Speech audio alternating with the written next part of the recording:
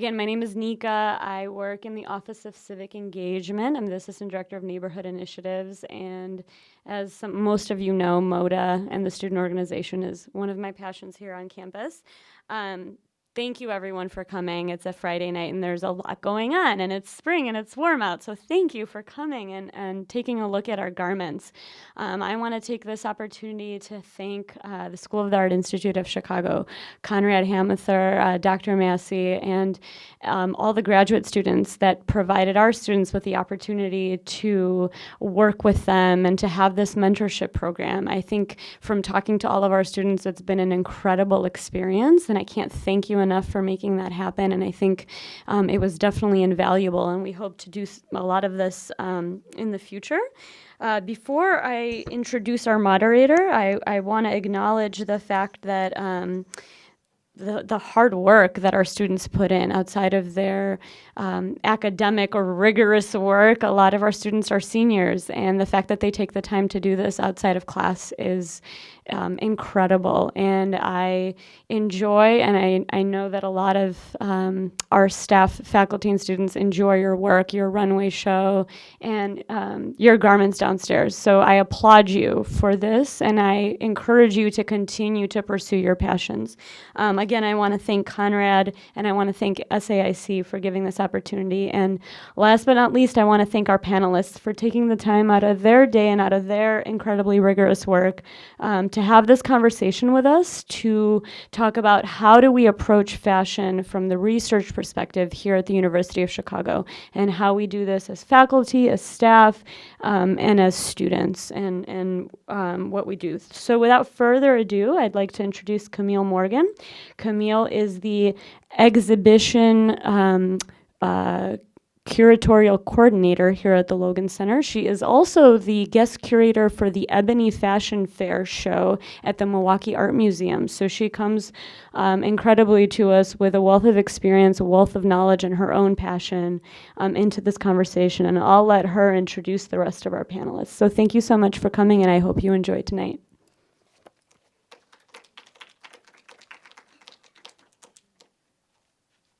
Thank you, Nika. Welcome, everyone. Thanks for being here, and I'm glad you guys are here because that means there is some interest in learning about fashion at the University of Chicago and in academia and what that means and where that can go. So I'm actually going to have the panelists introduce themselves briefly, and then I'll give a little quote about fashion and academia, and we'll get into the discussion.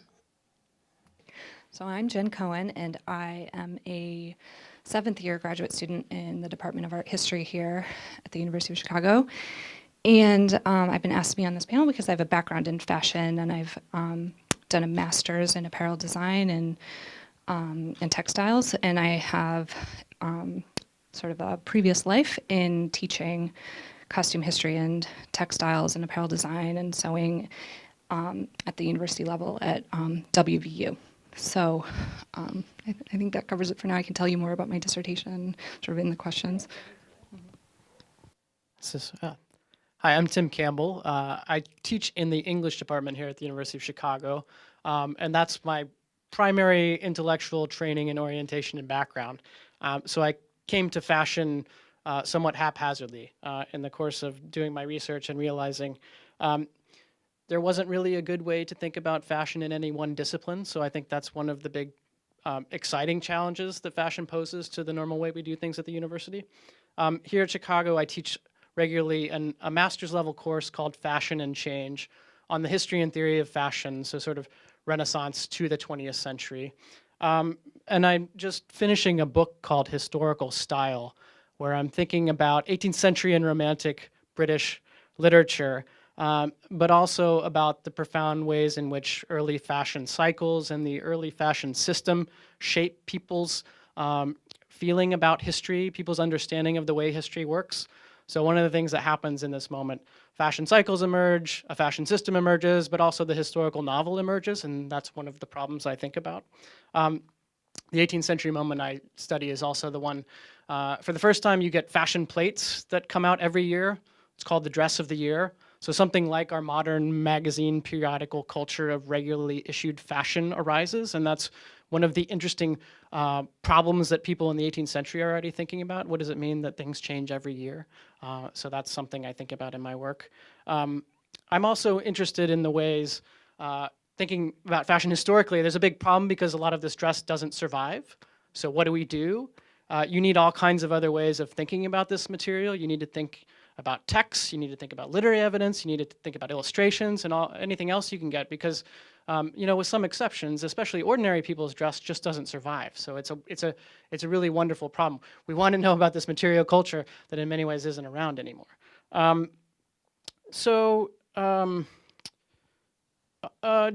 Just a little illustration of something I do. So the first historical novelist in British literature is Walter Scott. But you can also think of Scott as the guy who makes Scottish tartan a world historical textile. One and the same guy. He's like the Harry Potter. His historical novels are something like Harry Potter to that moment. He outsells all the other novelists of his moment combined. This same guy is the guy who decides that every clan in Scotland is going to have its own tartan pattern and all this other kind of stuff. And so whenever you see Scottish tartan plaid anywhere in the world, Walter Scott in a literary story has something to do with this, right? Kind of crazy. So these are the things I think about. I'm Harrison Yu. I'm a fourth-year political science major.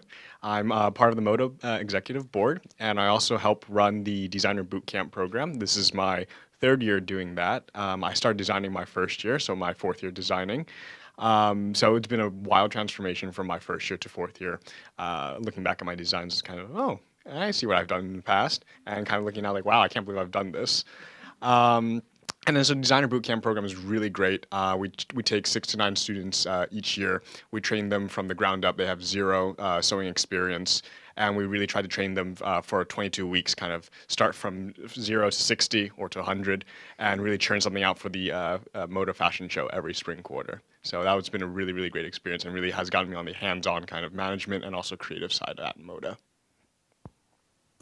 I just want to read a brief excerpt from one of my favorite academic fashion blogs called Threadbared. I'm not sure who here has ever heard of Threadbared. Oh, okay, no on stage? Okay, well, you guys are going to have to check it out. So it's called Mind Over Malls, or Does Academia Hate Fashion? Once upon a time in 1997, feminist, literary critic, and Princeton English professor Elaine Showalter wrote an article for Vogue magazine disclosing her love of shopping malls, lipstick colors, literary makeovers, and fashion catalogs. The magazine editors gave it the cleverly alliterative title, The Professor Wore Prada.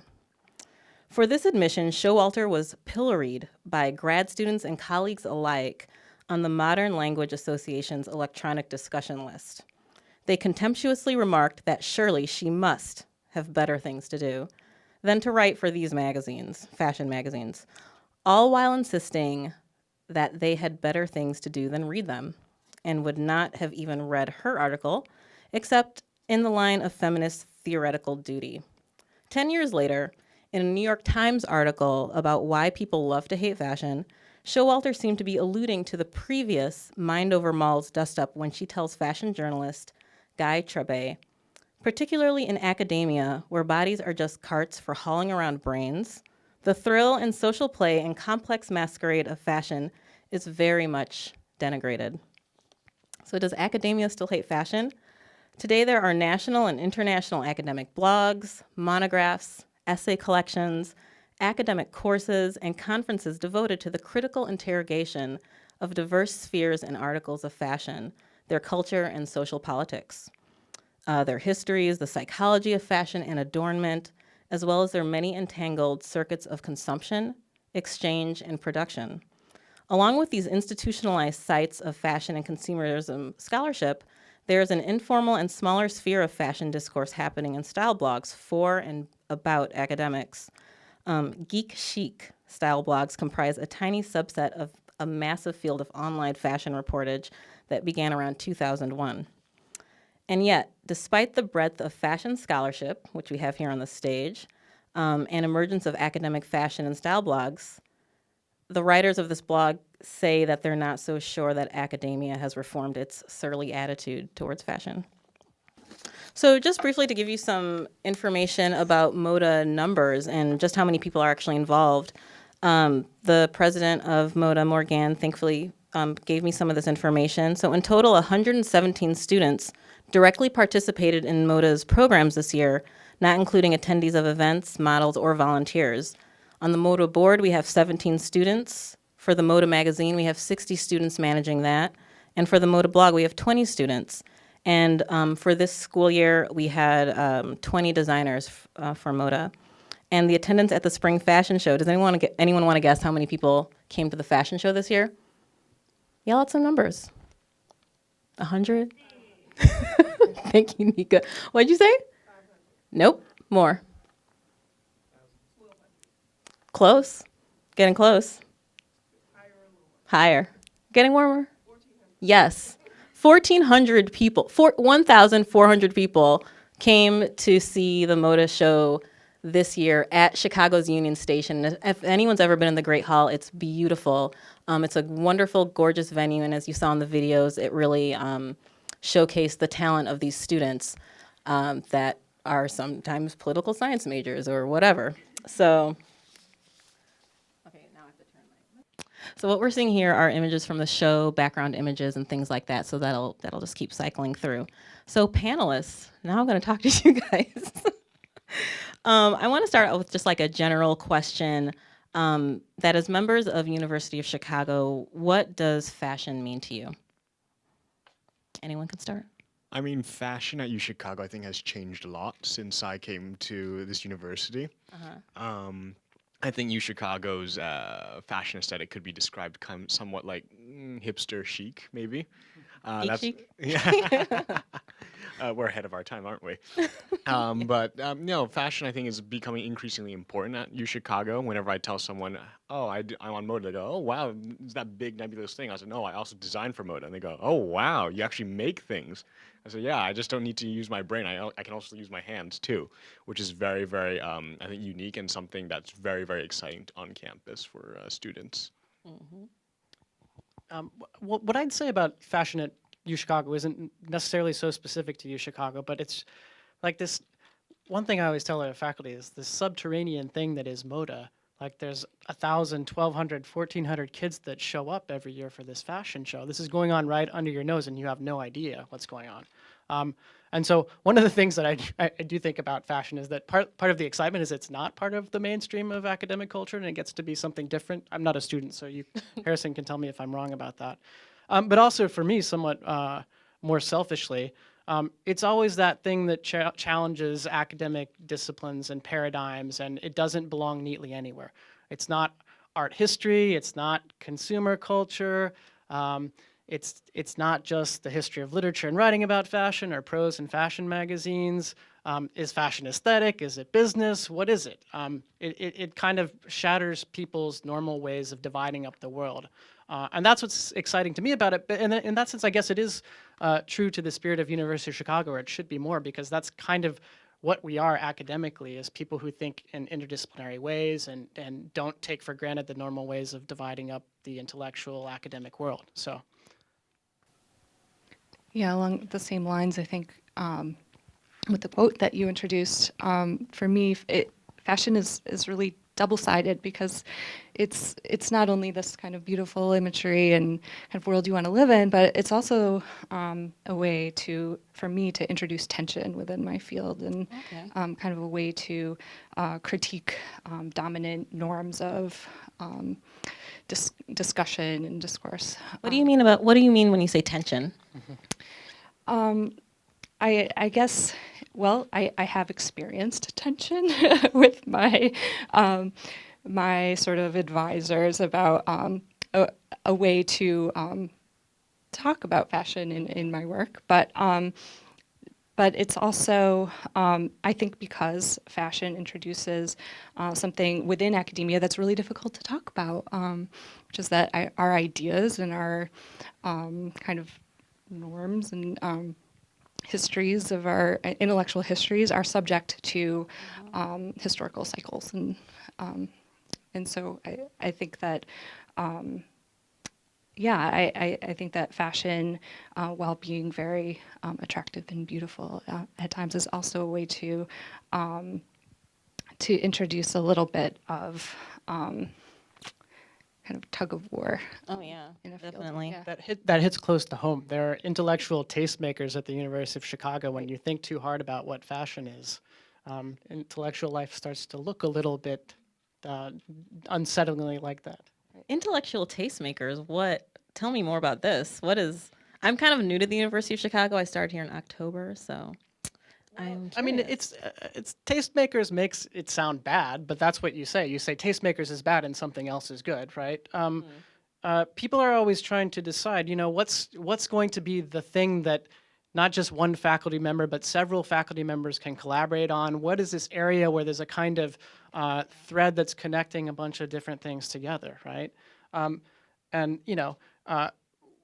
you could call that, cutting edge, exploratory, interdisciplinary thinking, but it's also like a bunch of people who have kind of decided what the hot thing to do is now. And so there's something organic about that, but there's something about people deciding they're going to work on this thing rather than other things. That Yeah, definitely. Just FYI, you're sharing that with Harrison, so just like look over at him sometimes. Since I have to have my own microphone. Well, in order to prepare for this panel discussion, we actually had a little phone conversation earlier this week, and we're talking about some things, and it was so weird because we couldn't see each other, and we're like, who talks next? But someone mentioned, I don't know if it was you, Tim, about this object cultures project on campus, and that sounds like a way to bring in ideas of material culture and fashion in a way. But you said there was some pushback against talking about fashion in that respect. Well, I mean, I don't think it's necessarily pushback, but the Object Cultures Project, the challenge there is to think really hard about the material objects that are right there in front of us in all of their strangeness as material objects. So you can think about this as Bill Brown, one of our English faculty members, does. Is you notice an object's thingness when it's broken, when it's not doing the things it's supposed to do. Then you sort of attend to it at its particularity and what it is in front of you, rather than the thing you use it for or all those other ways you normally make sense of it. Fashion is that, and it's not that, because fashion makes you attend, maybe like nothing else does, to the fine-grained material texture of an object, to fabrics, textiles, that kind of thing. And then in another sense, if you're looking at an object in terms of its fashionability, you really care about it to the extent that it adheres to some aesthetic norm or value or some aesthetic trend or something like that. So you're really not valuing it as the object in front of you. And yet, different things come and go in fashion, and you start to see new facets of material objects. So you kind of return to that material object again and again. So it's, again, fashion is introducing tension to that paradigm, even of a new paradigm like object cultures, material cultural studies. I wanted to actually go back to Harrison, being a student here, and you said political science, right? Mm-hmm. How does working with fashion or making help you in your studies in political science, or does it help you at all? Yeah, I mean, most people think that these two are very separate from each other. They're not. Fashion is something very creative, and if you're to be a successful student, you also have to approach problems very creatively as well. So I think being able to problem solve and to approach things in different ways when creating dresses and such help me approach different problems when you're approaching kind of maybe international relations theory. You're going, how am I going to change this? Oh, I'm going to look at it from a different perspective. The same thing when you're looking at a dress, you're kind of looking at the front. You go, oh, this is nice, but what does it look like from the back? And so it looks kind of weird. Let me reshape it so it looks good on all angles.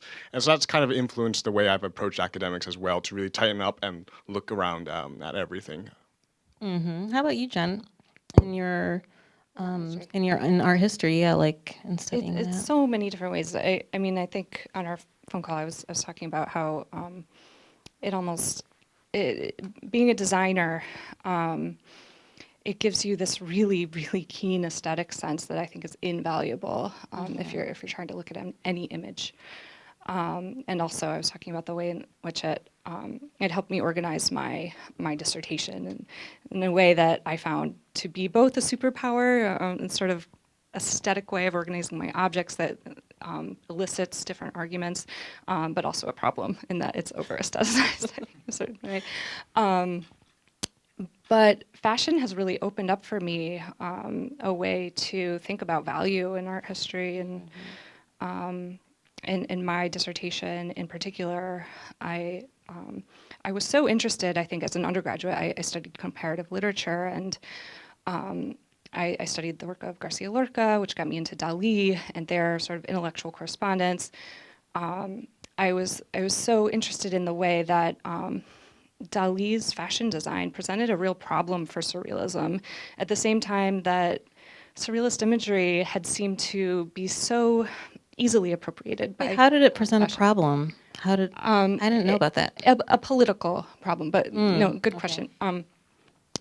In that it was too easily that surrealist ideas, it exposed them suddenly as being so easily bought and sold, and I think Okay, that putting a price, like a on revolution, value. on really Okay. on revolutionary change. Yeah.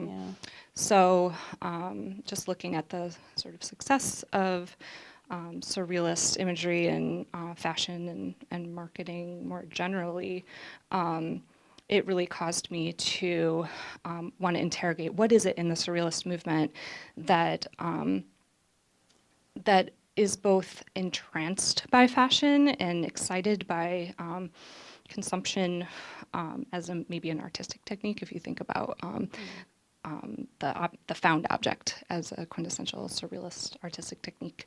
But that's also presents a real anxiety, and you see this in sort of the rhetoric that Andre Breton, the leader of surrealism's rhetoric about expelling people who are too easily her selling their work, for instance. So that has become basically the heart of my dissertation, and I look at it in a bunch of different media, from installation to postcards, and the way that surrealist objects are sort of exchanged in the world. So and shop windows. Oh yeah. So fashion comes into it sort of obliquely, but it underlies it. And we had mentioned before, like Dali's collaboration with Schiaparelli, Elsa Schiaparelli, who was a famous fashion designer in like the 30s and 40s throughout there. Do you know anything about that? Like, what was that? I mean, since this is your study, like, do you have any background information for us about that collaboration? Well, about that connection? For me, it's just been sort of a collaborations with fashion design have become they've been discussed. So I take that as a given. I take so this is the 30s and around the Spanish Civil War. So this is where the problems come out. That they work on this collection together, the 30s, and it's sort of, from a fashion perspective, maybe the fashion designers know about this. Not a very innovative fashion design, sort of an applied surrealist design. But looking back from the very beginning of the surrealist movement, we see collaboration with fashion, and Andre Breton, this influential surrealist leader, being basically the art librarian for Jacques Doucet, the fashion designer.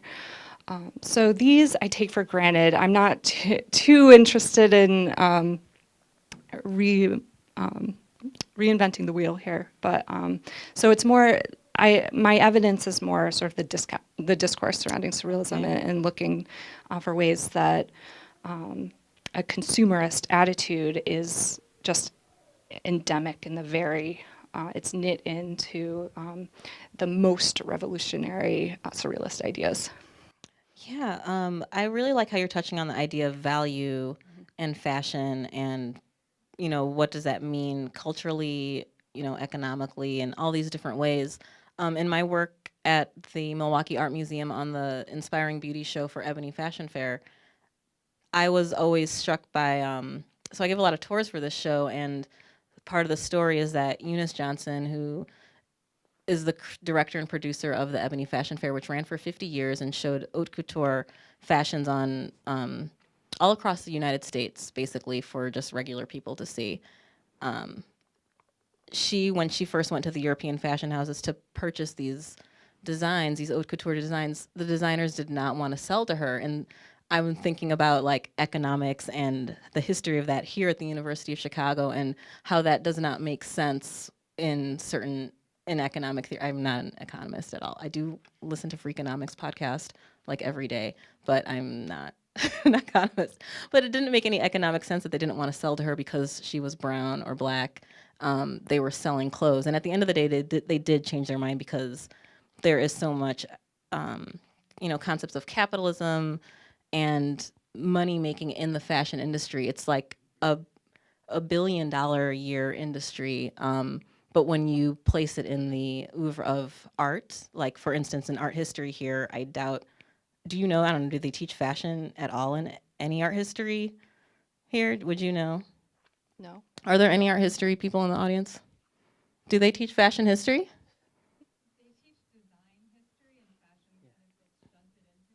So fashion does come up in design? Okay, that's really interesting. Because there's like... I mean, we bring it.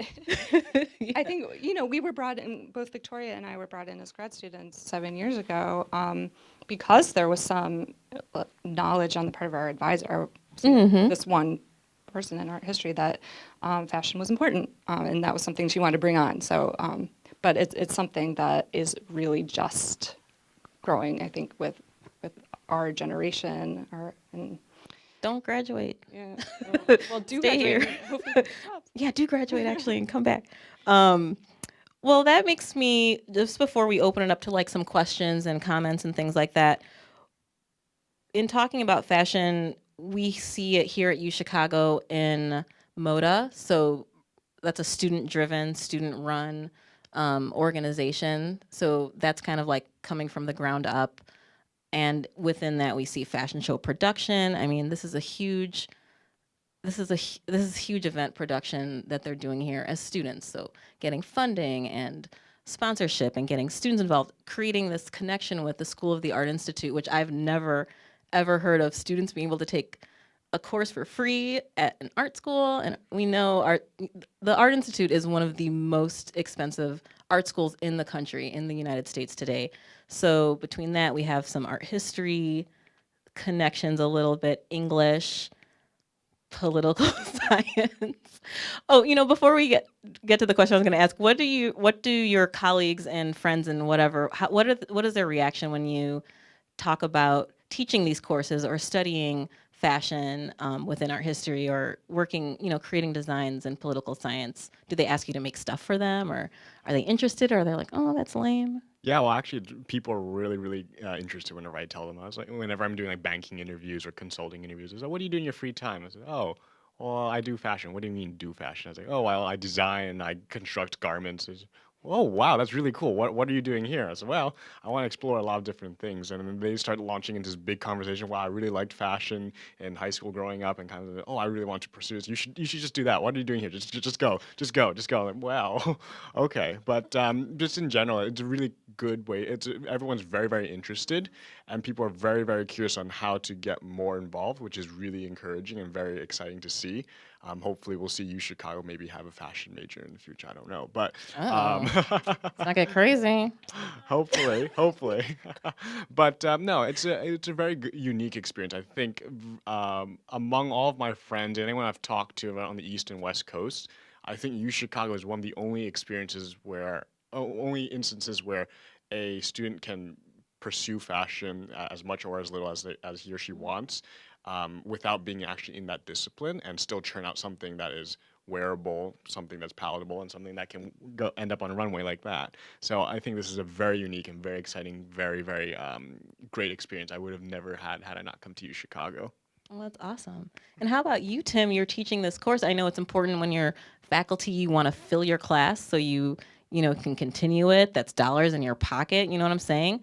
So like, what does this class about fashion, it fills up, you told me. Well, yes, people are interested to take the fashion class. It's true.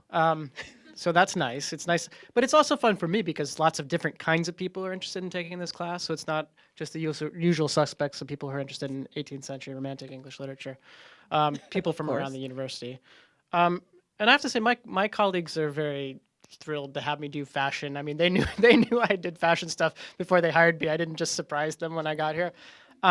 But I kind of go do fashion on the side. I teach this class that's really about fashion on the side, and it's not quite at the core of the department. But our department is a really hospitable place for letting people do that kind of thing. And yet it's not exactly like we're collaborating Yeah. on our thinking about fashion. So, yeah. Okay. And Jen, your colleagues, your peers here, what's I their have a impression? wonderful colleague, Victoria, who we talk about fashion a lot, do little reading groups and things like that. It varies, you know. When I was an undergrad, interested in fashion, doing things very much like Harrison, I was told by graduate students, do not go to grad school, just make things. You'll be so much happier. So there's that. And then, you know, family just that they ask for repairs a lot. Oh, okay. But That's a useful skill. yeah, so you know? so it really varies. You know, people like Michael and really great intellectual colleagues in fashion, but it is one of these things where it's like I was saying, it's double-sided. So you can say you're interested in fashion, and people will mistake you to mean that you like to shop a lot. Which could be true. Right. I mean, And you can like it in very contradictory ways. yeah, right. So, yeah, it's Oh, interesting. Well, I want to just keep us in the framework or in the mindset of thinking about what, after this panel discussion, after this exhibition, is this something we want to do again? Is this something we want to see in other places coming up, at the University of Chicago? So I want to open up to the audience to see what you think about that. If you have any comments or questions for us as panelists here. Yes, Nika. I wanted to hear Harrison and ask what his favorite thing about the mentorship at SCIC, his experience at SCIC, because it's so different than the University of Chicago, and I just wanted to hear about that. Yeah, I mean, I was hoping to speak about that tonight, but the SAIC partnership was amazing, truly amazing. I would not have been able to create anything after, well, basically I told myself my third year, so I think I'm done, I think I'm spent. But after doing this program, it was really unique because we approached it from a complete design aspect, really from starting from the square zero, from square one, or even square zero. But it was very interesting to really integrate sights, sounds, smells, feels, objects, concepts, ideas, and being able to create something from that. What I've taught, what I've learned, and what I've tried to teach my other DBC kids was not the right way. We was basically whatever you think looks good, maybe modify that a little bit. It's yours then, and obviously then you get kind of uninspired ideas. But it's good for Chicago standards. But by going into the SAIC program though, it's really opened my eyes a lot. And I've this year with my newest DBC class, while I was learning, I was simultaneously teaching my kids. All right, this is what I've learned yesterday. This is what you're going to do today. So it was really exciting to be able to really understand how a true, I guess, fashion graduate student actually thinks, how the process actually is, and to try and adapt that in my very short amount of time here. Just to play off your question, Nika, for you, Harrison, how did the students at the School of the Art Institute that you interacted with them too, right? Did they think about fashion or making differently than where you were coming from? Like, did you see any differences and similarities? Because they're like a whole art school. Like, it's quite different. Yeah, I think it's because they eat, sleep, live, and breathe fashion. They probably don't sleep at all. Something that we have in common. Yeah. But it's very. I think it's a very different perspective. Yes, because they're so entrenched in fashion, they manage to take fashion, make it more theoretical, more academic, and more, I think, focused. Whereas for us, it's kind of, we have this deadline, March 6, 2015. Let's churn out a collection, and it's basically from start to finish there. And so I think that time crunch and that kind of the desire to churn out a final product rather than kind of the actual process is a very different perspective from UChicago versus SAIC. Right. So that aspect of time. I think, is Celia in the audience? I remember we were installing the show downstairs. Celia has 3 pieces, and we were just talking about just having more time to just focus and make mistakes and try different things and be very experimental. We all need to just be able to buy time, don't we? Time. Ugh. Well, speaking of time, do we have any more questions or comments? Yes, right there. It's kind of an elementary question, but I'm just really curious to hear your answers on it. As you mentioned, the time element, you only use the word fashion, and what does that mean? Do you mean accelerated obsolescence, capitalist mode kind of clothing? Or do you consider fashion just I'm throwing out my own thoughts because I have not hammered out the definitions after decades of this, but, are you encompassing clothing in that? In a lot of serious collections insist on using words like costume, which is also misleading because Right. that means two things, or dress, which is misleading because that means two things. So what do you mean by fashion? And individually, I'm not sure there is a right answer, and then do you think it's important to differentiate between different types of things, like garments that are not part of a planned obsolescence? I think you get the gist of my not clear question. Well, I'm interested in fashion specifically as that thing which changes regularly, and I think I'm kind of allowed to cheat because I have this wonderful archive that I study, which is the dress of the year every year, and I have all these people who find an old picture of the dress of the year, and therefore they can go back to exactly that year. I think it gets more complicated in the second half of the 20th century too, so I have it a little easier for myself that there is something that's really more genuinely changing at the same time for me. But I guess I'd also say like one of the things that most interests me about fashion as something that changes all the time is you have an ongoing record of our subconscious, like a visual, aesthetic, and despite ourselves, it's there, even when it's not in the forefront of our consciousness, or even when it's not the kind of thing we would write down in a literary text.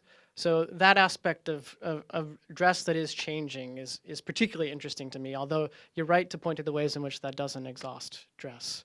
But I've been excited too. Like there's recent work in the history of fashion and dress in the 18th century that's discovering the ways in which even poor people, the working poor in 18th century England, actually followed fashion in their dress. They did it in small ways and in modified ways, kind of like the way you might buy some couture accessory because you can't afford the real thing. But in small ways, a handkerchief. You could buy something that was, in the pattern that was in fashion that year and the color that was in fashion that year. So there are ways in which the constant change of it extends more broadly than we sometimes think in our everyday way of thinking about fashion.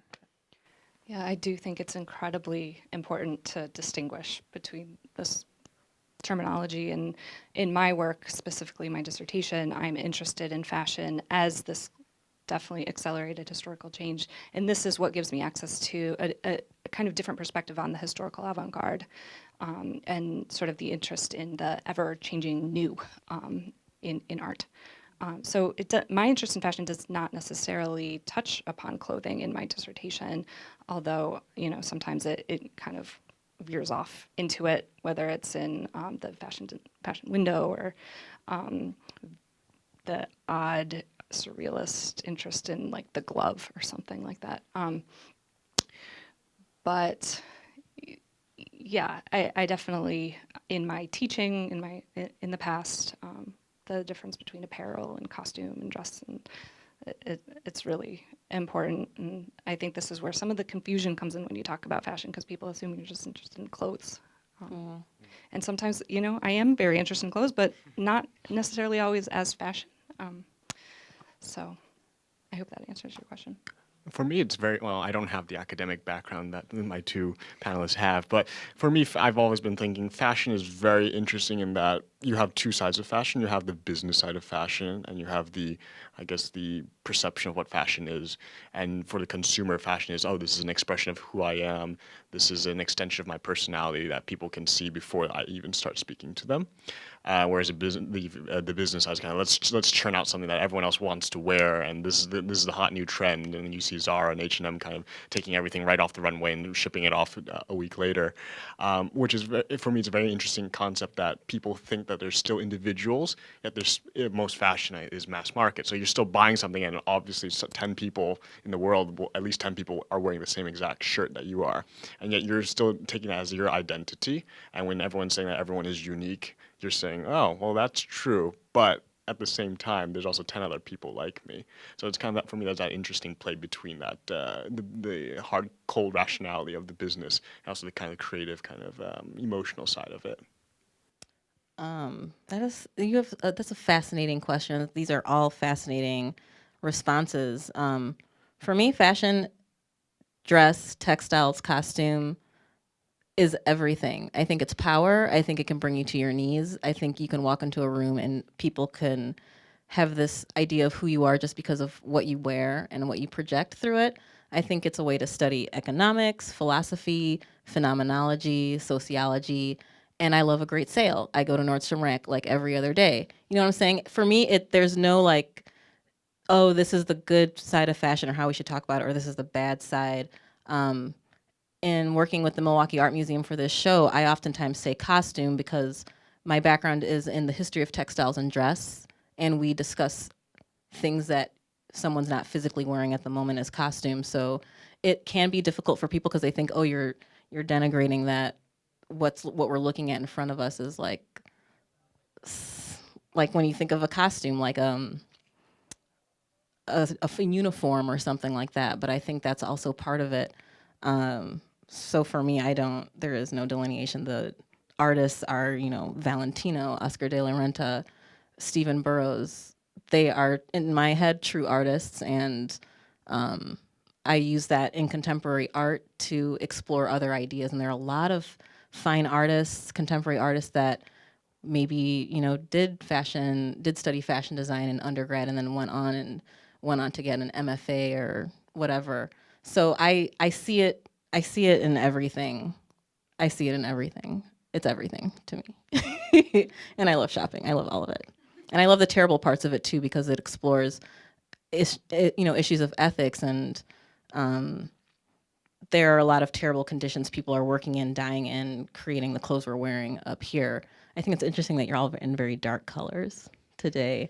I noticed at University of Chicago in the Logan Center, everyone wears gray and black, and which is still awesome. Very great fashion colors. But I think, you can give a lot away by putting something on that morning. You can change every day with it, Any other questions or comments? Yeah, in the back. Be interesting course even here at UC, not only at your school, but the psychology of fashion, like what the fashion of a certain year or type says about that time, and what the values people are, what it says about human nature. Mm-hmm. Why is it that people want to look different from year to year, but they want to look like other people they know? There's this cartoon in the New York Times or the New Yorker where all the girls were dressed alike. They said, can you believe they complained for 12 years because they had to wear uniforms? But it does say so much. Like when you see Mad Men End, how much the fashion of that time said about that time. It would be an interesting course. Oh, like here at the University of Chicago. That would be an interesting course. I would definitely sign up for that. Well, it's a great question. This is something that different fashion historians and critics fight about. Some of them want to say that you're exactly right. Like, we can go look at fashions and we'll know exactly what people were feeling and doing and thinking at a time. And then another fashion critic will say, well, actually, if you look at the procession of hemlines of dresses, they're going to march in absolutely arithmetic, mathematical regularity up and down because there's a bigger structure that's really shaping fashion. And so the up-close view, people think that fashion is telling you about their psychology and their personality and their individuality, but really there are larger forces at play, larger forces at work. So it's a great question, and it's one like people who think about this all the time don't have a good answer for all the time, and they still fight about. I always wondered why hemlines went down during the Depression while they were up in the 20s, because they had to use more fabric. Yeah, the skirts were at their shirts, I think, in 1925. I mean, it's hard to come up with any one definition when you are talking about fashion. I mean, unless you're pinpointing a specific like time and place and socioeconomic group, the same trends that you see happening in wealthier classes aren't necessarily going to be happening in those same classes in a different country. Like England versus the U.S. The U.S. was always a bit behind until like the late 20th, mid 20th century. We were always behind a bit. But I don't know where I was going with this. Anyone want to chime in on anything? No. But yeah, no, I like thinking about the psychology of fashion. And it has, thinking about being here at the University of Chicago with the medical science research going on here. There are people that are on, the autism spectrum, and their sense of touch is quite different than other people's sense of touch. Some of them, like Temple Grandin, if anyone's ever heard of her, she's a famous, I don't know what, she studies like animal husbandry, and she's written books about autism and her experience working and connecting to animals and the way they think. And for her, like, she wears kind of like the same thing every day, but there are aspects that are related between like humans and animals, where the idea of like pressure calms you down, and that relates to the way that your own sense of your neuroscience in your body and your sensory receptors and your memory. And I think it oftentimes relates to why we hold on to clothes we no longer wear. Everyone has something in their closet they never wear, and there's always a different reason for that. And I think that touches upon different psychological ideas. There's a wealth of topics that could be here at the University of Chicago, which we always want to get back to. We have time for about one more question or comment before we end the evening. Anyone have anything? Morgan. As one of the co-presidents of MODA, we always try to be receptive to our community as a student organization. We want to think about fashion in ways that are interesting to the people here.